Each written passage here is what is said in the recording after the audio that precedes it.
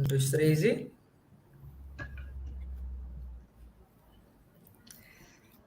Foi?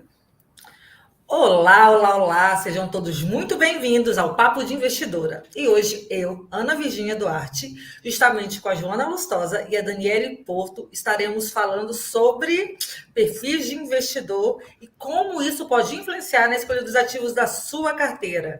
Nós somos consultoras da Portfel Consultoria, a consultoria oficial do Grupo Primo. Boa noite, meninas! Boa noite. Boa noite, tudo bem? Então... Tá com delay, né? Quando a gente fala boa noite, aí demora um pouquinho. Mas você ouviu minha voz, eu falei, mas quem que tá me remedando? Tô escutando bem. Gente, então vamos lá. Eu vou passar a palavra para a Joana se apresentar, então, e logo na sequência eu faço minha apresentação. Vai lá, Joana. Eu sou gestora financeira com pós-graduação em Economia Brasileira, consultora do Grupo Primo e planejadora financeira. E estou muito feliz de estar aqui participando dessa live com vocês mais uma vez. É um prazer estar aqui. Eu sou a Daniele Porto, gente. Sou ex-bancária, né? Tenho uma jornada aí de 10 anos de atendimento ao cliente já. Hoje eu sou consultora também, com a certificação CEA, também sou registrada na CVM. E estamos aí atendendo os clientes da Portfel, né, que é uma empresa do Grupo Primo, e levando a educação financeira para vocês também, nesse formato de lives aí. De 15 em 15 dias a gente tem essas lives com esse papo mais descontraído sobre investimento. Então, fiquem à vontade para fazer os comentários aí. E se você estiver me assistindo no gravado também, pode deixar os comentários aqui que a gente responde ao longo da semana, tá bom, gente?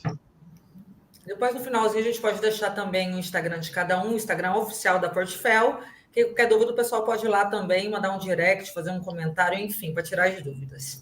Exatamente. Só tem fera nesse time. Mas vamos lá, vamos ao que interessa, gente. Perfis de investidor, que é uma coisa que parece que não, mas engloba ali, né? Vários assuntos, várias vertentes, é um assunto importantíssimo, por isso a gente resolveu trazer aqui para a nossa live hoje. Quem se prontifica a falar sobre a importância desse assunto, a importância da gente identificar o perfil de um investidor? Então, eu vou começar então, gente. O perfil de investidor é importantíssimo para a gente definir a estratégia que a gente vai ter na sua carteira de investimentos, tá? É essencial que a gente faça uma análise bem feita para que não tenha risco de você se assustar com sua carteira e acabe perdendo dinheiro, né?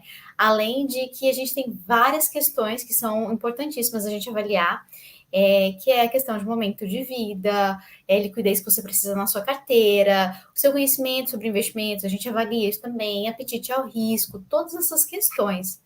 Né? A Dani, ela tem uma estratégia bem legal, ela consegue aprofundar bastante na análise de perfil de investidor que ela faz, né? Que a gente chama de suitability. Fala um pouquinho mais, Dani. Gente, esse papo é tão gostoso, né? A gente falar de perfil de investidor, porque assim, o que a gente percebe é que o investidor iniciante ele ainda fica muito perdido, né? Sem saber ali qual perfil que ele se enquadra. E assim, para cada perfil existe um tipo de investimento que é indicado, né, para fazer esse controle de risco. E aí, o que eu costumo fazer, né? Eu costumo fazer uma entrevista, né, com os meus clientes para identificar algumas coisas que às vezes nem o próprio cliente consegue, né? Então, assim, a gente que trabalha na Portfel, a gente tem esse direcionamento de fazer ali como chama? O perfil mesmo de investidor, que vem da corretora, que vem da empresa, que são ali poucas perguntas, né? Que o investidor ele vai responder, a gente já consegue enquadrar. Mas, como profissional, só essas 3 perguntinhas, elas não são suficientes, às vezes, para a gente pegar ali uma questão psicológica, algum trauma que, às vezes, o investidor teve, né? Por exemplo, eu tenho clientes que já investiu em algum tipo de pirâmide e perdeu muito dinheiro. Então, hoje, ele é conservador porque ele passou por esse trauma. Então, aí a gente tem que fazer um trabalho com esse cliente, de mostrar para ele outros investimentos de segurança, né? E aí, esse questionário que a gente aplica, com ele a gente consegue fazer essa identificação. E aí, tem algumas questões, até que eu anotei aqui para vocês, só para vocês terem uma noção do que a gente consegue captar, né? Perceber nesse tipo de questionário, que pode ser feito através de um documento por escrito, que é o que eu prefiro, ou apenas num diálogo que o profissional pode ter numa entrevista ali no primeiro contato com o cliente, né? Então, a maioria das pessoas, eu gosto de fazer por escrito. Você faz como, Joana, na entrevista? Eu faço, na verdade, eu faço duas partes, né? Primeiro eu faço o questionário, que a gente tem padrão dentro da Portfel, e depois eu faço uma reunião só para fazer a análise do perfil do investidor. Né? E é super interessante a gente falar sobre isso, porque eu acredito que o questionário é muito superficial para a gente entender. Principalmente quando a gente fala com relação aos objetivos que a gente precisa de liquidez específica para cada um desses produtos de investimentos, para cada objetivo do cliente. Então, é muito comum, né, os clientes chegarem para mim e falarem: nossa, mas eu fiz lá no banco X, na corretora Y, e o meu perfil deu diferente do que deu aqui com você. Eu falei, não, eu sempre falo, realmente, é muito comum dar um perfil diferente, porque eu acho realmente superficial, né, um pouquinho mais superficial do que a gente, como consultor, faz. É importante fazer na corretora, né, é um padrão, é uma necessidade da CVM para proteger o investidor, para te proteger, mas ao mesmo tempo eu acho que, na maioria das vezes, é superficial, a gente não consegue perceber todos os detalhes só com o questionário. Então, a gente vai conversar, eu vou entender aquele momento de vida do cliente, né? Aquelas questões que a gente falou. Vou conversar, vou entender os objetivos, fazer cálculo de aposentadoria, cálculo de reserva de emergência, esses cálculos todos, entender o momento de vida do cliente, entender o quanto ele tem de conhecimento sobre o mercado financeiro, se ele tem a capacidade de tomar mais risco ou menos risco de alguma forma ali. E essa conversa toda é o que vai nortear, que vai definir realmente o perfil do investidor do meu cliente, tá? Então, assim, o suitability mesmo, o questionário que a gente costuma ter, eu ainda acho ele um pouquinho superficial, mas é importante a gente ter anotado, é um direcionamento para que a gente comece a fazer essa análise mais aprofundada que a gente, como consultoras da Portfel, a gente faz. Então vamos lá, gente. Eu gosto de quando eu estou fazendo live, quem já assistiu uma live comigo sabe disso, de tentar colocar todo mundo na mesma página. Eu acho que isso acontece com a Dona e com a Joana também, de vez em quando elas estão aí administrando a live, né? Porque a gente trabalha com educação financeira e a gente sabe que os níveis de conhecimento a respeito dos assuntos são diferentes. Então, a partir do momento que a gente coloca todo mundo na mesma página, eu acho que todo mundo consegue acompanhar o decorrer do resto dos assuntos, né? Então, só para deixar claro aqui, a diferença entre o questionário que você preenche quando você abre a conta numa corretora e o questionário que você preenche com o consultor de investimentos é justamente que ele vai muito mais a fundo. Porque esse questionário não é só baseado no que você conhece ou no que você não conhece. Ele tem muito a ver com o objetivo que você tem, né, na hora que você está fazendo o investimento, com o seu momento de vida financeiro. E daqui a pouquinho a gente vai falar sobre ciclos de vida, a Dani vai falar um pouquinho mais sobre isso, certo? E sobre o que você conhece a respeito de investimentos. Então, eu vejo muita gente estudando a respeito de investimento, vendo live, vendo isso, vendo aquilo, procurando saber do assunto, mas sem identificar muito bem qual é o seu perfil de investidor. E aí, quando você não identifica isso, você acaba se expondo a uma série de perigos, concordam, meninos? Primeiro, de você não ter disposição àquele risco, e segundo, de você não ter capacidade àquele risco. Aí eu vou jogar a bomba para vocês, para explicar o que é disposição a risco e o que é capacidade a risco. Antes disso, eu queria falar uma coisinha específica, né? Gente, é essencial a gente lembrar que montar o perfil do investidor é para te proteger, né? Não é para nada mais. O único objetivo de fazer uma análise do perfil do investidor, fazer um suitability, é te proteger como investidor para que os investimentos que sejam indicados para você sejam adequados. Esse é a maior importância que a gente tem na análise do perfil de investidor. Agora vamos voltar à pergunta que a Ana fez. Inclusive, antes de responder... O que é capacidade? Vamos lá. Ana, antes de responder, eu quero só colocar um complemento nisso que você falou, que eu acho importantíssimo. Essa questão de você preencher para a corretora, ela também implica numa obrigatoriedade de aplicação em alguns tipos de investimentos. Então, tem alguns tipos de investimentos para investidor arrojado, por exemplo, que se você preencheu ali e a corretora identificou que você tem um perfil conservador, você não vai conseguir aplicar nele. Então, automaticamente já existe essa pré-trava ali quando a corretora faz aquelas perguntinhas. Por isso que praticamente todos os investidores... de aceite de risco para adequação, quando o cliente quer investir num... Exatamente, porque Porque se ele tiver desenquadrado ali, se ele for conservador e mesmo assim ele quiser fazer uma aplicação no investimento que não está enquadrado no perfil dele, ele vai ter que se responsabilizar, que é esse termo que a Ana falou. Então, isso é muito comum. Então, por isso que a gente tem essas análises mais aprofundadas com os profissionais. E aí vem essa questão que a Ana falou, da capacidade de exposição. Eu tenho até alguns resumos aqui no meu caderninho, né? Que toda live eu trago os resumos para a gente não se perder aqui no raciocínio. Mas, inicialmente, eu já queria colocar para vocês que a capacidade quando a gente fala nessa questão de perfil, ela está extremamente ligada aos fatores econômicos, à sua capacidade financeira. E a parte de disposição, ela está ligada à parte psicológica. Lembra que eu falei essa questão de traumas, que você às vezes já perdeu dinheiro em algum tipo de investimento, e aí você, naturalmente, por conta de vieses comportamentais e tudo, você fica com medo de perder dinheiro de novo. Então, aí vem as questões de disposição, que aí você não se dispõe a correr aquele risco. Então, é muito importante entender que existem esses dois pesos na formação do perfil do investidor, que é a capacidade e a disposição para correr determinado tipo de risco, tá, gente? Se vocês quiserem colocar os comentários ali. Psicológica, peraí, Jô. A disposição é a parte psicológica, então, do que a pessoa está disposta ali. Porque tem muita gente também, acho que isso acontece com todo consultor, né? Que a pessoa chega e fala, não, eu sou arrojado. Mas ele é arrojado na hora de ganhar. Na hora que a bolsa começa a cair, ninguém é arrojado mais, né? Então, esse questionário, ele é importante, primeiro, para a gente identificar realmente qual é o tipo de risco que a pessoa está disposta, se ela vai aguentar ali, ver os ativos. Porque prejuízo é aquilo, né? Você só tem prejuízo se você realizar o prejuízo, né? Se você vender. Se você não vender, tá tudo certo ali. Pelo menos dentro dos ativos que a gente indica. E aí, colocando aqui na sequência... Você tem o nível de conhecimento que você tem, e aí vai à disposição ao tipo de risco que você está disposto a tomar. Lembrando que rentabilidade é sempre proporcional ao risco.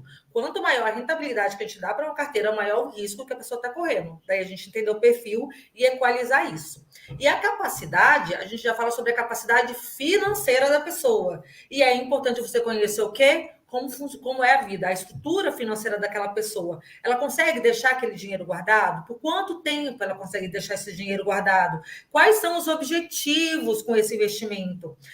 Então, quando você contrata um consultor financeiro, você não está contratando simplesmente alguém para te falar, olha, esse ativo é bom, esse ativo não é bom, esse ativo a gente acredita, esse ativo a gente não acredita. Você está contratando um profissional que vai olhar a sua vida como um todo e direcionar os seus investimentos para cada objetivo, não é isso, gente? Com certeza. E para fechar, só para complementar, assim que a Joana comentar, eu queria que a Dani falasse um pouco também sobre o ciclo de vida, que eu acho que fecha esse ciclo. Nossa, que redundante agora, né?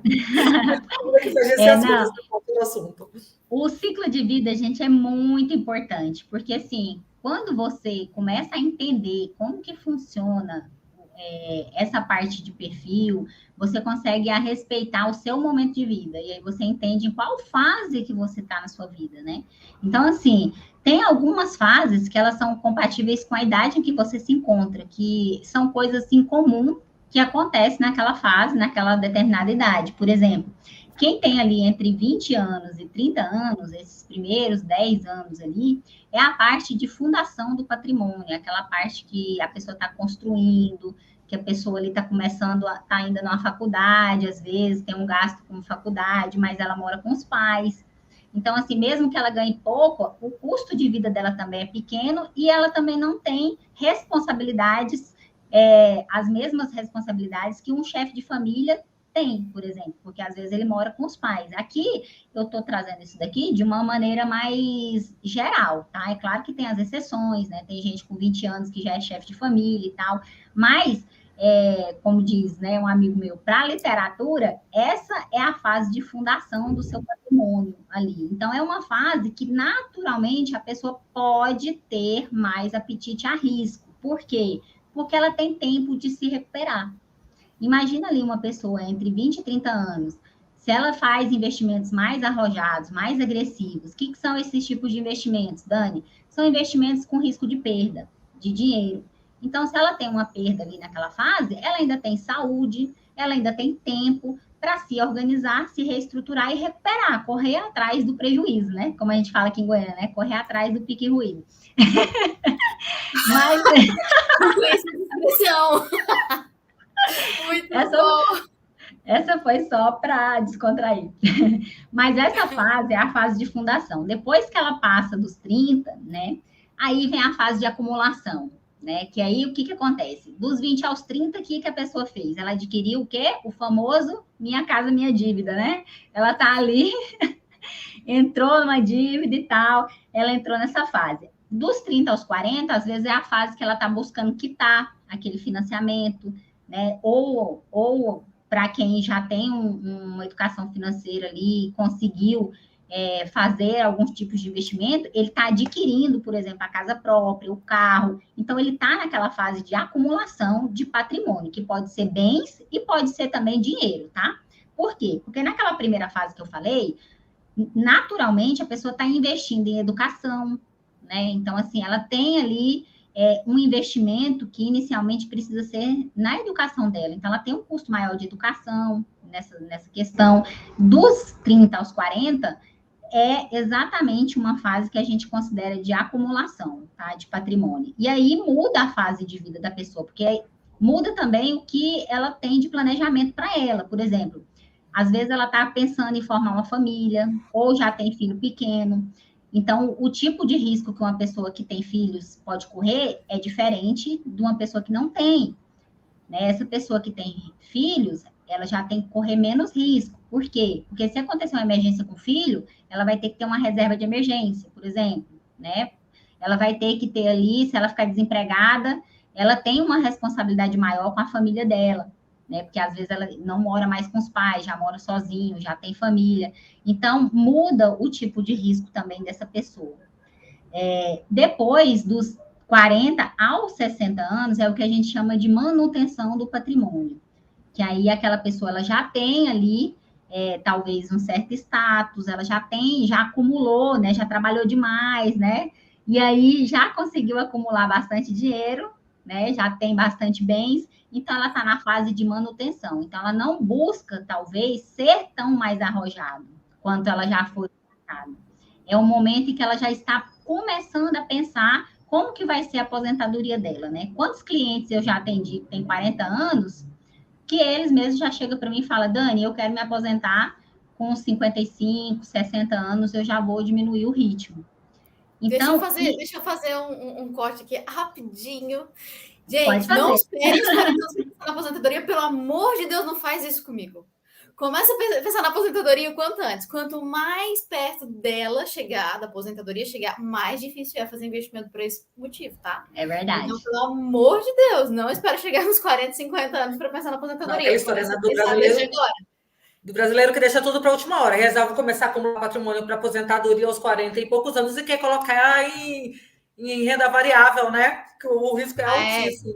E isso que vocês falaram, isso é importantíssimo, porque lembra que eu falei que na primeira fase, lá dos 20 aos 30, a pessoa pode correr risco, porque ela tem tempo para recuperar. A partir dos 40, já começa a ficar um pouquinho mais complicado, né? Ainda não é assim, o que a gente fala de orientar assim para não correr mais risco, né? Não é uma fase assim que a gente fala, agora você não pode correr mais risco, ainda não, mas é uma fase que requer um pouco de atenção. E aí, por isso que eu comentei com vocês que tem muitos clientes que nessa fase eles chegam querendo aposentar. Só que eles não têm nenhum tipo de patrimônio, algumas vezes, né? Não construiu nada, não juntou nada. E aí eles querem ser muito arrojados para tentar correr atrás do tempo perdido. Só que aí é muito arriscado, né, gente? A gente, como consultora, a gente tem que orientar o cliente também por essa fase da vida. E depois dos 60, né? Isso aqui não é uma regra, repito para vocês, mas normalmente a pessoa ela entra no que a gente chama de fase de distribuição do patrimônio dela. O que seria essa fase de distribuição? É a fase que ela começa a pensar em tudo que ela já construiu e para quem ela vai deixar. Então, ele não quer mais correr risco, ele não pode, às vezes, correr risco, ele já está recebendo ali, talvez, uma aposentadoria ou já está usufruindo de resgates do valor que ele já guardou, que ele já tem investido, e ele começa ali, talvez, querer usufruir a renda passiva, né? Que pode ser através de vários tipos de investimentos. Depois a gente pode fazer uma live só para falar dessa parte de renda passiva, enfim, de fazer esse planejamento aí pensando em aposentar de uma maneira mais saudável, né? E aí, nessa fase, por exemplo, a gente, como consultora, a gente não indica a pessoa correr tanto risco assim quanto ela já teve, às vezes, no seu próprio perfil. Então, se é uma pessoa mais agressiva, mais arrojada, que investiu a vida inteira em ações, em renda variável, em ativos de muita volatilidade, que é aquele sobe e desce de preço, quando ela vai entrando nessa fase, a gente já orienta para que eles façam algumas calibragens na carteira deles, trazendo para um perfil mais conservador, né? Justamente para ter essa previsibilidade ali do que pode acontecer nesse momento, tá? Então, basicamente, esse é o ciclo, né, de vida que a gente tem em investimentos, se falando de risco. Então, quando a gente olha para isso, é importante você identificar em qual fase você está, para você ter uma noção do que pode acontecer. Então, a gente orienta que você converse com o seu consultor sobre isso, né? Você vai explicar para ele, olha, eu estou numa fase que eu estou morando com meus pais, eu posso correr mais risco. E aí você vai explicar, e o consultor vai te orientar nos melhores investimentos para isso. Então, é importante você entender em qual fase de vida você está, tá? Aí, só colocando um disclaimer, né? Isso que eu tô falando não é generalizando, tá, gente? Assim, não vou falar que todo mundo enquadra nesse ciclo de vida. Aqui é só um direcionamento aproximado do que pode acontecer, tá? Fazendo um adendo aí, Dana, é importante ressaltar que esse questionário, essa análise, ela tem que ser refeita a cada 2 anos, justamente porque as coisas vão mudando, né? Hoje você é uma pessoa. Vamos dar um exemplo aqui. Estou solteira, minha vida, minha capacidade, minha disposição a risco é um mesmo dentro da faixa etária. Pode ser daqui a 1 ano, 2 anos, a situação mude, enfim, eu esteja morando em outro lugar, esteja com mais, esteja com menos dinheiro, tenha, enfim, tido uma melhora financeira significativa, ou às vezes tenha entrado alguém na minha vida e a gente passa. Então, esse ciclo, esse questionário, essa análise, ela tem que ser feita a cada 2 anos, justamente para adequar ali a sua realidade, tá? Ao tipo de investimento, e aquilo que eu te falei, a capacidade, que eu falei anteriormente, a capacidade de disposição a risco que você está disposto a correr. Porque você está disposto a correr um tipo de risco quando você não tem filho. Quando você tem, aquela disposição de risco já diminui um pouco, né? Então, as coisas vão mudando ao longo do caminho. Isso é bem legal, assim, eu tenho alguns clientes que eles ficam com medo de responder e ficar preso naquele perfil de investimentos, né? E aí, assim, que a gente fala, se você acha que mudou o seu perfil, a gente refaz o suitability, refaz a análise, não tem problema, a gente pode fazer quantas vezes forem necessárias, se mudou alguma situação da sua vida, se mudou seu conhecimento, e é natural quem entra na consultoria ser mais conservador e ao longo do tempo as pessoas irem aprendendo sobre investimento, sobre renda variável e acabar tendo um pouquinho mais de apetite ao risco, quando a gente está aumentando essa parte de conhecimento sobre investimentos. Acho que seria legal a gente falar um pouquinho sobre os comentários, né? Eu ia falar sobre isso agora, olha só. A Roselaine falou aqui, até porque em muitos bancos esse processo é feito através de um robô apenas. Aí é aquilo que eu sempre falo no planejamento, né? A pessoa que acha que planejamento financeiro, que consultoria de investimento, que montar uma carteira é receita de bolo. Gente, não é. Cada pessoa é uma pessoa, com uma disposição, com uma capacidade, com objetivos diferentes. E aí, como é que o robô vai lá identificar qual que é o teu objetivo? Como que você quer chegar nesse objetivo? Qual o tipo que você está de risco que efetivamente você está disposto ou não a correr? Porque normalmente também são questionários muito básicos ali, né? Por isso que a gente nunca confia só no questionário da corretora. A gente sempre faz o questionário por fora pela consultoria. Para quê? Porque às vezes a pessoa está lá dizendo que está disposta a tomar um risco que, na verdade, ela não está. Que ela tem capacidade de tomar um risco que ela, na verdade, não tem, né? E aí, como é que você identifica isso por um computador? Tem como, né, gente? E o segundo ponto, importante, o Mário comentou aqui, importante ter o tempo como aliado, trabalhando a nosso favor. Quanto antes começar, melhor. É isso, o tempo é a receita, é o fermento do bolo, né, gente? Quanto mais tempo você tem para acumulação, menos sofrido é esse processo para você. Você conta aí com os juros sobre juros, né? Ele falou isso da aposentadoria, né? Que é o que a gente procura, né? No crescimento de patrimônio, renda passiva, né? É o sonho de todo mundo. E eu acho que é necessidade também, não só sonho, mas necessidade também. Uma coisa que é importante falar sobre capacidade, que vai ao encontro disso que o Mário falou também, essa questão do horizonte de tempo, ela também faz parte da parte de capacidade, tá, gente? Porque se você precisa ter capacidade de tempo de se recuperar, como eu falei ali anteriormente, né? E aí tem todas essas análises que a gente faz. Outra coisa também que eu queria falar é que a Ana falou essa questão de 2 anos, mas é uma questão assim, não é obrigatório ser o prazo máximo, você esperar 2 anos para você fazer ou ter uma conversa com seu consultor. Como a Joana mesmo falou, o investidor ele tem que ter um pouco de educação financeira e entendimento, né? Que a gente sempre fala isso nas primeiras entrevistas com o cliente, que se mudou alguma coisa na vida dele, para ele conversar com o seu consultor. Porque você imagina no caso que a Ana falou, se for para esperar os 2 anos e a pessoa vai ter um filho, por exemplo. E aí vem gêmeos, vamos supor. Vai esperar 2 anos? A Dani, ela já vai se cambando assim, vai atrás da situação. Imagina se é gêmeos, imagina se você perde o emprego. Imagina.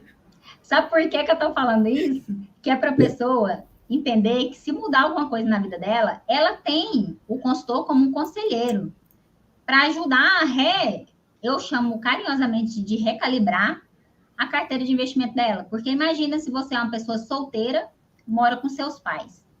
E aí, do nada, você, decidir ali ter um companheiro e engravida e vem gêmeos, por exemplo. Então, assim, você tem que mudar toda a sua vida. E ali você não pode esperar os 2 anos. E isso eu estou falando para esse exemplo aqui de gêmeos, para descontrair um pouco, mas isso vale para muitas coisas, tá? Vale para muitas coisas. Não é mudança só de porque emprego. aconteceu isso. Exatamente. Por exemplo, às vezes você recebeu uma proposta de mudança de local de trabalho. Você trabalha numa cidade e você tem que ir para outra cidade. E isso aconteceu de repente. E às vezes você não estava esperando isso acontecer. O que você vai ter que fazer? Vai ter que aumentar a sua reserva de emergência por um tempo. Ela passou por isso recentemente, né? Pessoas que passaram por isso, né? Então, assim, por exemplo, Gente, olha, acontece. Por exemplo, a Ana, como boa planejadora que é, né? Ana, você fez isso, né? Por favor. Não, é importante você ressaltar isso mesmo, Dani, porque tudo que a gente está falando aqui, realmente, gente, em linhas gerais, é preciso ficar muito claro que cada caso é um caso. Obviamente, você tem até 2 anos, que é o prazo máximo. É a mesma coisa aquele pessoal que contrata um certo profissional do mercado financeiro, do qual eu não quero falar o nome, porque eu não tenho uma reserva de emergência para processos, né? Que a pessoa vai lá abrir uma conta... Tem seguro para isso, tá, Ana? Tem seguro para isso, dependendo da situação. Vou falar, gente... Olha, isso aí vai ir uma outra live só para tudo que os nossos seguros cobrem, né? Porque não adianta também acumular patrimônio e perder tudo no processo, não é para isso que eu estou aqui. Mas vamos lá, que aí você vai lá, fecha o contrato com o cliente, né? Monta a carteira para o cliente, desaparece nunca mais, manda uma mensagem para ele. Gente, não é assim que as coisas funcionam. Você tem um período máximo de 2 anos para estar efetivamente refazendo esse questionário. Mas, obviamente, que a vida de umas pessoas muda mais rápido do que a vida de outras. Então, o consultor está aqui justamente para isso. A gente precisa deixar claro que todo o trabalho de consultoria de investimento ele é moldado à necessidade do cliente. Mudou a necessidade, a gente tem que redirecionar, sim, o trabalho, né? Mudar ali alguma variável para atender essa necessidade. Daí a importância de você ter um profissional. Não que a pessoa não possa estudar, eu acredito totalmente na capacidade que todo mundo tem, eu acho inclusive importante. Quanto mais conhecimento uma pessoa tem, mais disposta ela vai estar a assumir certos tipos de risco, porque ela vai conhecer, vai entender quando houver alguma variação ali, e tecnicamente ali, né, proporcionalmente maior vai ser a rentabilidade que ela vai conseguir também, porque ela vai estar assumindo mais risco. Então, você ter conhecimento a respeito é importante. Mas ter um profissional por trás que te dá todo o respaldo, que te ajuda a te orientar ali. Eu faço muito a comparação com a academia, né? Eu treino há 8 anos, então assim, eu sei treinar sozinha? Sei. Mas a probabilidade de eu me lesionar é muito grande, porque você se distrai, porque às vezes você não está observando, você está montando treino, trabalhando em grupos errados, eu não fiz faculdade para isso. Então, eu sempre tenho um profissional ali para estar me direcionando, olha, falta isso, falta aquilo, vamos pegar mais isso, vamos pegar mais aquilo. Você está mais cansada nesse período, você está trabalhando muito, vamos diminuir isso, talvez, né? Ele vai recalibrando ali de acordo com a minha necessidade. Tem épocas que eu estou ali com mais tempo para treinar, tem épocas que eu estou com menos, tem época que vai chegando no carnaval, a gente quer, né, ganhar um pouquinho mais de músculo. Vai chegar no inverno, você pode usar minha roupa, você relaxa. Então, a gente vai adequando ali. E a vida é assim, é cheia de variações também, né? Daí a necessidade de você ter um profissional para estar te acompanhando. Sim, uma coisa também que eu acho muito importante falar é que, assim, hoje existe, assim, os mais conhecidos perfis, que são conservador, moderado e arrojado. Esses são os mais conhecidos que qualquer lugar que você for ler, for pesquisar, você vai encontrar. Mas não necessariamente significa que são os únicos que existem ali, né? Porque existem as transições quando você está saindo de um perfil e entrando em outro, e aí é o momento que você, mesmo sendo conservador, mas você está começando a experimentar outros tipos de investimentos para entender se você gosta ou não. Eu sempre falo para os clientes assim, quando eles estão nessa transição de perfil, eu falo para eles o seguinte, que primeiro você tem que molhar o pezinho ali para você ver se realmente você está passando para o outro perfil. Porque o que é muito comum?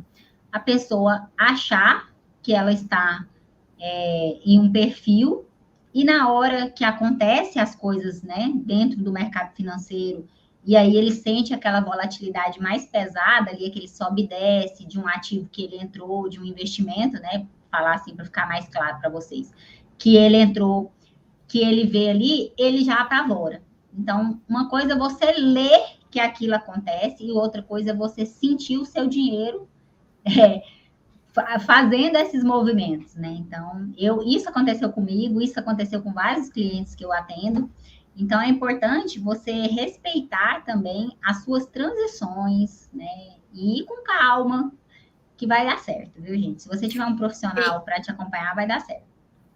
Tem uma coisa, tá? Eu já vi alguns colegas, não vou nem comentar de onde, que eu também não tô afim de pagar processo, que tô que nem a Ana, mas eu já vi alguns colegas ignorarem o perfil de investidor, falar que é só rótulo, que não serve para nada. Gente, perfil de investidor não é só rótulo, ele serve para te proteger mesmo, para direcionar a sua estratégia de investimentos.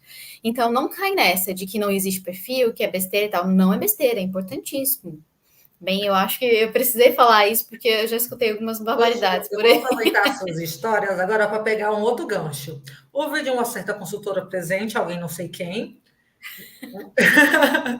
que um certo cliente, também não sei quem, porque isso a gente não pode abrir realmente, a gente só ficou sabendo do caso, pediu um investimento de médio prazo e resolveu resgatar esse investimento com 6 meses. Como que foi isso? Conta pra gente e aproveita para falar um pouco sobre essa questão dessa confusão que as pessoas fazem entre curto, médio e longo prazo. Foi comigo, né? Isso aconteceu comigo. Foi um cliente que saiu assim, de um assessor de investimentos e veio para a consultoria. Veio para o planejamento e a consultoria, né? Não foi só a consultoria. E aí, assim, um cliente empresário, então, o que acontece? Está acostumado a tomar muito risco. E aí, o que eu falei? Primeira coisa que eu falei, chegou com um perfil extremamente agressivo. Eu já joguei, na hora que ele chegou com um perfil, né, com a carteira extremamente agressiva, eu já falei assim, cara, não faz sentido, não estou concordando com alguns aspectos aqui da sua carteira, vamos baixar para o moderado, não vamos ficar no agressivo, não. Vamos baixar pelo menos para o moderado até a gente entender o que está acontecendo. E aí, assim, quando a gente coloca um perfil moderado ou mais agressivo, provavelmente ele não tem tanta liquidez, né? E aí, o que acontece? A gente tinha feito o planejamento dessa carteira de investimento para 5 anos, e depois de 6 meses a pessoa me pediu para resgatar 40% da carteira. Eu quase tive um troço, né? Eu não sei se vocês já passaram por isso, mas na hora eu falei, cara, vamos olhar como é que tá a carteira, o que dá para resgatar sem ter um prejuízo, sem ter um deságio. Porque mesmo quando a gente está falando de renda fixa, gente, pode ter prejuízo se resgatar antes da data de vencimento. Isso pode acontecer. Então, é super importante ficar atento a todos os detalhes da sua carteira de investimento. E assim, fazer uma reserva de emergência adequada, fazer um cálculo de aposentadoria adequado, porque isso vai proteger a sua carteira, vai proteger o seu patrimônio. E, gente, eu levei um susto, honestamente eu levei um susto, porque era um cliente que eu já tinha conversado muito, a gente já tinha tirado todas as dúvidas, eu achei que já tinha alinhado todas as expectativas da carteira, e aconteceu isso. Então, imagina se eu não tivesse alinhado, conversado, explicado as possibilidades, né? O que poderia ter acontecido além disso? No final das contas, a gente conversou e o cliente resolveu resgatar menos, né? Eu acho que a gente resgatou ali um pouquinho menos, acho que no máximo 10% da carteira a gente conseguiu fazer esse resgate sem ter nenhum prejuízo. Mas, assim, não fazia nenhum sentido naquele momento, não tinha nada a ver com o que a gente tinha conversado, né? E depois que eu conversei de novo, ele lembrou de todos os detalhes e a gente conseguiu alinhar tudo. Então, assim, super importante ter um consultor também para te lembrar das coisas que você não está lembrando. Você sabe, mas você não está lembrando daquele momento. E a gente está aqui para isso, né? Para te lembrar e para te auxiliar. Porque imagina se esse cliente fosse lá sozinho e pedisse resgate, sem lembrar que tinha deságio. Provavelmente ia perder uma grana danada à toa. Pois, gente, médio prazo não são 6 meses, está claro para todo mundo? Olha a Inclusive, informação. isso aí é Longo prazo é importantíssimo. aposentadoria, está claro para todo mundo? Inclusive, isso é importantíssimo. Lembra quando eu falei daquela questão do questionário que eu aplico, tá lá no início da live que a gente estava conversando? Tem algumas perguntas que eu faço lá que eu acho que são assim muito interessantes, porque são perguntas que falam mais ou menos do mesmo tema e que o investidor responde de maneira diferente. Como assim, Dani? Por exemplo, você pergunta para o cliente assim: o que você pretende fazer de investimento de curto prazo e qual o tempo que você almeja essa conquista? Quando você vai ler tudo que o cliente escreveu, aí você faz essa pergunta para curto, médio e longo prazo.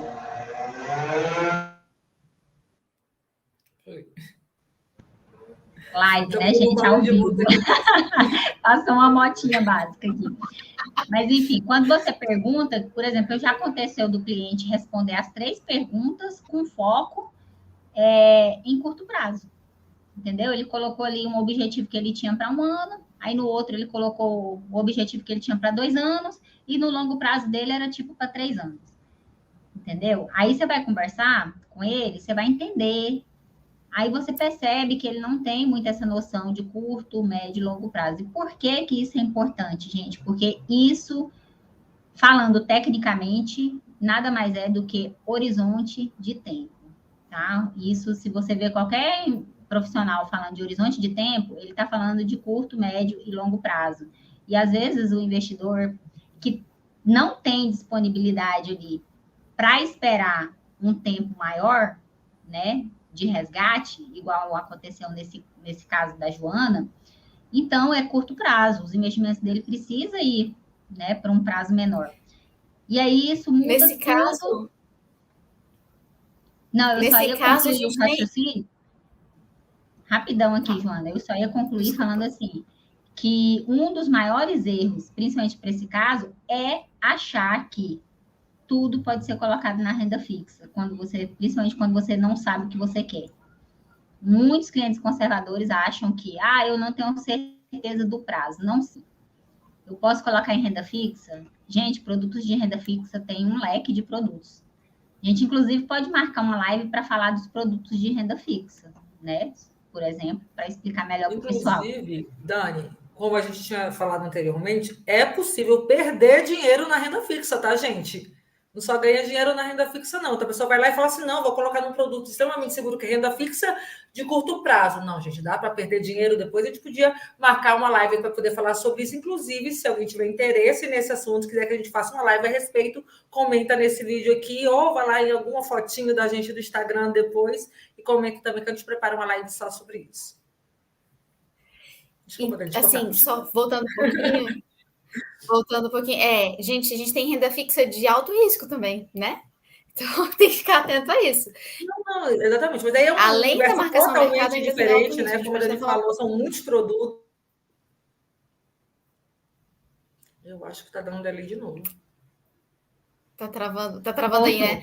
Só concluir aqui, a gente tem uma carteira, inclusive a gente chama de carteiras a gente estava falando da carteira, né? Eu queria só fazer esse adendo. Mesmo com um perfil agressivo, muitas vezes a gente tem carteira de liquidez, que é muito diferente dessa denominação de perfil de investidor, né? Que a gente traz. Mas a gente estava falando da questão de renda fixa, a gente podia falar um pouquinho de marcação ao mercado. O que você acha, Dani? Vamos falar um pouquinho? Porque a gente tem títulos de renda fixa de alto risco, tá? E a gente tem marcação ao mercado. São 2 formas que a gente pode perder dinheiro com renda fixa. Quer falar um pouquinho? Alguém? Eu falo? Pode continuar, a gente vai entrando. Para mim. Tá travando para mim. Será que sou eu? Gente, eu não sei se sou eu. Voltou. Agora voltou? Vai. Deixa a Ana falar um pouco. Vamos lá, João. Então, Você está querendo dizer que renda fixa não é o investimento mais seguro que existe, que a pessoa pode perder dinheiro com isso? Agora me explica por quê. Vamos lá. Exatamente. Marcação ao mercado. O que é? Marcação ao mercado, ela tem uma dinâmica muito parecida com a renda variável, tá? O que acontece? A gente tem duas formas de precificar um título de renda fixa. A gente pode precificar ele na curva de juros, ou seja, dentro da taxa que foi contratada inicialmente, ou na marcação a mercado. Quando a gente precifica ele dentro da taxa, é o valor que a gente contratou, a gente vai receber no vencimento. Não tem muito o que questionar. Mas quando a gente precifica ele com relação à marcação ao mercado, a gente tem uma dinâmica muito parecida com renda variável. Por quê? Porque quando a gente vende antes da data de vencimento daquele título, a gente vai vender pelo preço que os outros investidores vão aceitar pagar por aquele título. Isso pode ser superior ao valor que você ganharia pensando nessa marcação à taxa de juros, que você contratou essa taxa, ou inferior, dependendo da mudança ali dos riscos do ativo, da taxa Selic. Então, assim, se contratar um título de renda fixa, pense em levar ele sempre até o vencimento, não tire antes, a não ser que seja de liquidez diária, evitem tirar antes para que você não tenha um problema de deságio, um problema aí nesse meio caminho, tá bem? Agora, se você quer levar até o final. E aí tem outras questões, eu não sei se é a minha internet ou das meninas que tá travando, tô vendo que tá travando. A minha caiu aqui, eu sumi, e agora eu apareci, já estava no meio do assunto pro final. Mas aí tem outras questões também, por exemplo, debêntures de renda fixa, que é altíssimo. Travou? Socorro. Eu não sei quem tá travando, se tá travando para mim. Vai na fé, se joga, continua. Tá bem. E aí, o exemplo de um produto de renda fixa que é alto risco, né? Debêntures. Você está emprestando dinheiro para uma empresa, e essa empresa pode ter um problema no caminho, ela pode vir a falir, acontecer alguma coisa, não conseguir te pagar esse valor que você emprestou. Então, a gente pode assumir, eu acredito que debêntures é de alto risco. Que coisa, não? Imagino que vocês também. Tá voltando. Eu vou fazer uma introdução técnica. Dani, você está aqui comigo? Tô aqui. Eita, será que foi? Tá me ouvindo? Eu tô ouvindo todo mundo. Alguém tá me ouvindo? Eu vou fazer uma introduçãozinha técnica básica, como diz a nossa amiga Ana, para trazer todo mundo para a mesma página, tá? Então, vamos lá. Se você está assistindo essa live, é iniciante, não está entendendo o que é renda fixa, o que é marcação a mercado e nada disso, eu vou fazer uma introduçãozinha bem simples para você não esquecer. Quando a gente fala de renda fixa, a gente está falando de algum produto de empréstimo, tá, gente? Renda fixa significa que tem uma transação que envolve um empréstimo. E esse empréstimo, ele é feito, eu costumo brincar, entre 3 tipos de pessoas ali, né? Quais são essas pessoas? É um empréstimo que você pode estar fazendo do seu dinheiro para o governo, ou para uma empresa, ou para um banco, tá, gente? Então, esses 3 tipos de empréstimos são conhecidos hoje como renda fixa. Não é só o Tesouro Direto. E os riscos desses produtos, eles mudam conforme, como diz a pessoa que pegou o seu dinheiro emprestado. Imagina você emprestar o seu dinheiro para uma pessoa que você sabe que vai te pagar, que tem posses e tal, talvez vai te dar uma garantia ou não, ou você emprestar para uma pessoa que já não te pagou uma vez, né, que não paga ninguém, né? Não vou dizer que é o cunhado, né? Mas às vezes pode ser o cunhado, o famoso cunhado, né? Só para dar uma o pior é que isso acontece bastante. Quem nunca, né? Gente, cada história, essa história que a Dani trouxe, eu já escutei de tantos.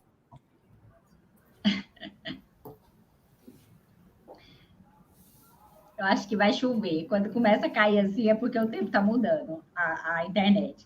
Mas, enfim, o risco muda conforme ali para quem você está emprestando seu dinheiro. No caso da marcação a mercado, um dos casos, né, da marcação a mercado que a Joana estava explicando para a gente, é quando você faz esse tipo de empréstimo para o governo, através do Tesouro, né, gente? Então, dentro do Tesouro, você está ali fazendo um empréstimo para o governo, que tem o que a gente chama de risco soberano, ou seja, hoje o governo, em tese, né, é para ser ali o mais seguro de todos os tipos de investimentos, só que não são todos os papéis do Tesouro que vai ter essa segurança no dia que você quiser resgatar seu dinheiro, tá, gente? Mas não é porque o governo não vai te pagar, é justamente porque vai acontecer essa essa movimentação de preço conforme o momento econômico que a gente está vivendo. Por exemplo, no momento atual que a gente está vivendo, está muito arriscado você ter papéis do Tesouro com vencimentos muito longos na sua carteira, tá? Então, o que significa ter papéis muito longos na carteira, Dani? Quando você abre o site do Tesouro Direto, vai ter uma sigla ali, que é o nome do papel, e depois daquela sigla vai ter um número. Aquele número é o ano que o governo vai te devolver o dinheiro que você está emprestando para ele. Certo? Quanto mais longe tiver daquele ano, mais coisas podem acontecer no mundo, principalmente do jeito que a economia está hoje em dia. Então, mais arriscado se torna aquele papel. Ou seja, se você compra ali um tesouro, né? Ou seja, traduzindo aqui para o investidor iniciante, se você faz um empréstimo do seu dinheiro para o governo e acorda com ele, faz um acordo com ele, te devolver aquele dinheiro com uns juros naquela data que está escrito lá no papel do tesouro que você comprou, e você precisar resgatar antes daquela data, o governo simplesmente pode virar para você e falar assim, eu não estou precisando do seu dinheiro, então eu pago tanto por ele, você quer? E aí você joga os papéis no mercado e automaticamente você não vai ter a rentabilidade que ele te prometeu lá se você segurasse até o final. Tá bom, gente? Então, assim, só trazendo essa explicação meio técnica, mas tentando trazer numa linguagem mais simples, mais necessárias para vocês. Quando a gente fala de marcação a mercado de tesouro, é muito importante a gente ficar atento ao vencimento do papel, não só ao tipo do papel que você está comprando. Hoje, né, só dando aqui uma orientação mais técnica, né, só tem um título do Tesouro que existe uma segurança, né? No caso, eu estou falando porque a gente está entrando na parte de Tesouro, né? Que é o Tesouro Selic, tá, gente? O Tesouro Selic você pode comprar tranquilamente e fazer retiradas quando você precisar, que dificilmente você vai ter perda. Não vou dizer que não vai ter, porque, se eu não me engano, na pandemia teve 1 ou 2 dias do ano que ele deu negativo, mas isso é raríssimo de acontecer. Se eu não me engano, ficou 10 anos sem acontecer isso, só aconteceu na pandemia. Né? Me corrija aí se eu estiver errada, mas é mais ou menos isso. Então, é um papel super seguro, por exemplo. Mas a gente tem outros papéis, por exemplo, lembrando, tá, gente, que não é indicação de compra, tá? Isso aqui é só uma orientação que eu estou fazendo sobre a parte técnica mesmo do Tesouro, tá? E a gente tem papéis excelentes também de empréstimo, por exemplo, para banco, com segurança, né? Lembra que eu falei para vocês que a renda fixa são empréstimos que se faz para banco, empresas e para o governo? A gente tem papéis também que podem ser adquiridos, né? Que são empréstimos para bancos e tem segurança. Então, é importante também entender isso. E é renda fixa. Eu acho que vale a pena a gente marcar uma live só sobre isso, hein, gente?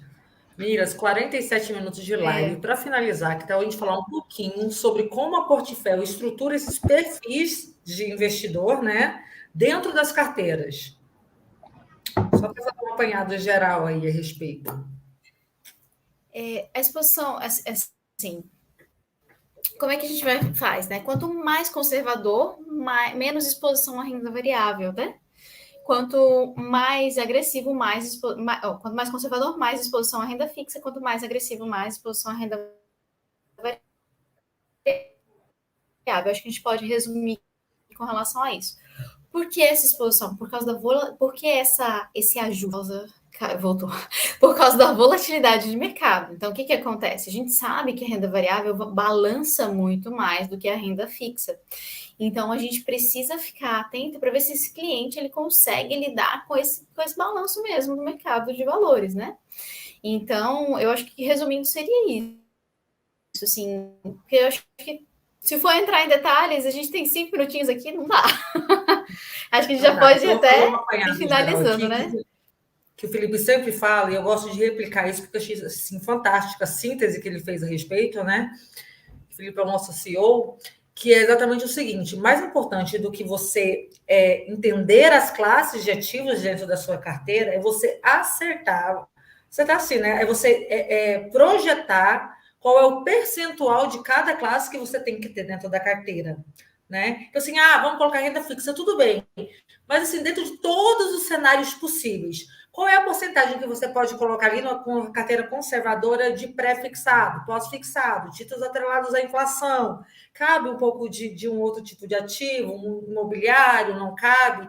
Então, gente, dentro das carteiras da Portfel, além de a gente ter essa divisão entre perfis conservadores, moderados e mais agressivos um pouco, a gente também tem ali uma porcentagem de classes de ativos que vai dar um equilíbrio na sua carteira ao longo do tempo. E aí, dentro dessas classificações, a gente consegue, inclusive, fazer essa mudança, porque elas não são absolutamente ali engessadas, né? Dentro de uma carteira conservadora. A gente pode colocar ela 100% como conservadora, ou a gente tem um percentualzinho ali que a gente pode colocar em ativos que não sejam de renda fixa, para gerar ali dar um gásinho a mais na carteira, tá?